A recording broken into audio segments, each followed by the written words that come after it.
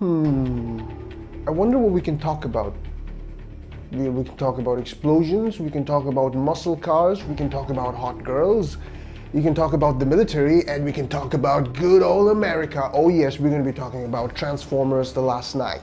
What is up, guys, and welcome to another episode of the Skid Reviews. And yes, we're going to be talking about the new Transformers movie. Yep, let's just get this done with. So Transformers: The Last Knight is the fifth movie directed by the master of explosions, the sensei of the rotating helicopter shot, and professional hot girl on top of a muscle car aficionado, Michael Bay! And in the words of the Joker from The Dark Knight, where do I begin? Transformers: The Last Knight is a complete shitbox of a movie and is nothing but 2.5 hours of Michael Bay pleasuring himself in front of the screen for everyone to see. This movie was filled with a jarring amount of everything that is Michael Bay.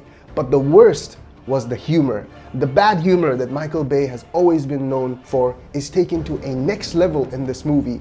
And I felt bad for the actors who were forced to blurt out these unfunny lines in the most unconvincing of ways, in the most depressing of movies that I have seen in a long time. And also, the script for this movie seems to have been written by a 5-year-old who slept on top of a box of crayons and just scribbled something underneath. I have never been a fan of the Transformers movie franchise, but Transformers: The Last Knight elevated my level of disappointment and hate to a whole new level, and it made me hate this movie franchise and everything about Michael Bay's filmmaking process even more.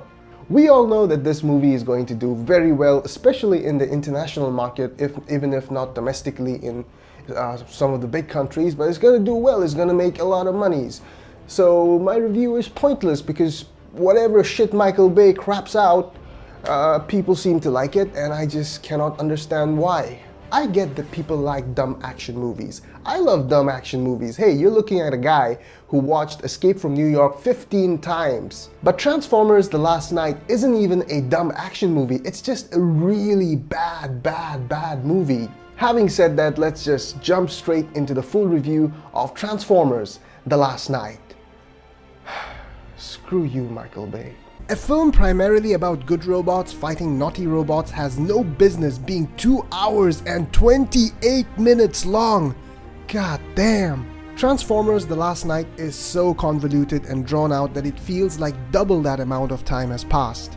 Just like the rest of the series, Michael Bay's fifth Transformers film sees the Autobots, the good guys, fight the Decepticons, the bad guys, for little more reason than that's simply what they do. And just like the rest, it tries to crowbar Transformers lore into human history and legends, almost to the point where it seems like Earth belongs more to these big old cars with faces than to us. This time around, it's King Arthur and the Crusades, where we see Merlin, played by a particularly silly Stanley Tucci, was given a magic staff by a Transformer, and that staff is now the key to saving the Transformers' home planet of Cybertron. If that sounds familiar, it's because that same idea is literally what happens in almost every single Transformer movie to date. In the first film, it was a dusty pair of glasses that held the key to saving Cybertron. Now, it's a big stick. It was a flimsy excuse for a plot then, and it's tired and flimsy now. Mark Wahlberg is back as Cade Yeager and spends the entire film looking totally confused by every situation he's presented with. He's helped by Laura Haddock's Oxford University professor Vivian Wembley. A female character that isn't just eye candy for a change. Oscar-winning actor and actual British knight Anthony Hopkins playing a historian and astronomer Sir Edmund Burton is disappointing as well. It's hard to see such an accomplished actor blurt out the most unfunny lines, and the whole scenario is just depressing. One of the main issues with the characters in Transformers: The Last Knight is that they don't just act the way they're feeling. They announce almost every single mood they have out loud despite it being blatantly obvious. It's as though Michael Bay doesn't trust his audience enough to let them work out even the most obvious things for themselves. Ironic given the film's obscene length. Again, this film is 2 hours and 28 minutes long. There's also no end to the befuddling amount of robots in this movie. Some have got celebrity voices. Steve Buscemi, Omar Sy, and John Goodman all bang out metallic quips.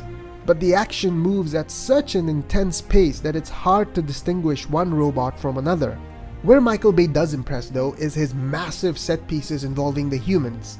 One particularly exciting action sequence involves Mark Wahlberg running up a fallen space station which is being attacked not only by Decepticons but by a giant tidal wave.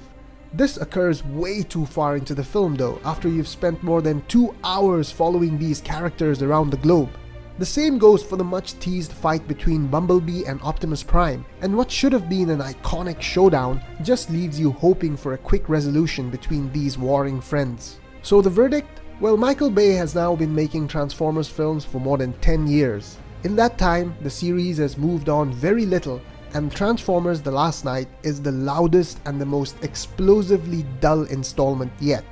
A recycled plot told through an overly on-the-nose script read by a confusing parade of characters and muddled action scenes does nothing to justify its epic length.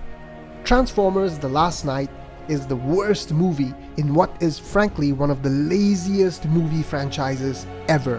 Hopefully, this is the end. So there you go, that was our review of Transformers: The Last Knight. If we had to give a rating, I would give it like a 2.5 out of 10. The 2.5 is because of those huge action sequences involving the humans, which was okay, I guess, which was, it looked good. So what did you guys think about Transformers: The Last Knight? Did you guys enjoy it? Let us know why you enjoy it if you did. Maybe you can convert us. You really can't. No, you really can't. But do leave a comment and tell us what you thought. As always, thank you so much for watching, and if you want to see more content, please do leave a like and maybe consider subscribing to our channel. That helps us out a lot. So until next time, I will see ya!